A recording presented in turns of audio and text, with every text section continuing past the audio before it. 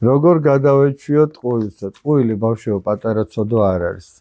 სახარებაში წერია რომ ტყუილის მამა არის ეშმაკი. ეგ პირდაპირ საეშმაკო საქმე.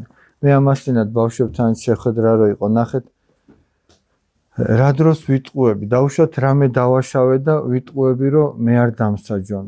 მეშინია ამის რომ არ დამსაჯონ, რამე ცუდი არ იფიქრონ ჩემზე, სადმე არ შევრცხვე. ნახე აი მაგაზია ლაპარაკი რომ ტყუილს ამბობს სუსტი ადამიანი. ტყუილს ძლიერი არ ამბობს. ძლიერს ურჩევნია თქვა სიმართლე, თუნდაც დასაჯონ ამის გამო. და აბარა ღირსეულია სიმართლე თქვა და ტყუილი არ არის ღირსეული. შეიძლება ცოდვა ჩაიდინე, მაგრამ თქვა რომ მე აქ დავაშავ. ეგ ღირსეული კაცის საქმე. ვინც ცდილობს რომ ყოველთვის მართალი იყოს და თუნდაც ტყუილის ხარჯზე, თუნდაც ხის გადაბრალების ხარჯზე, ეს უღირსებაა. ესეთი ადამიანი ძალიან სუსტია.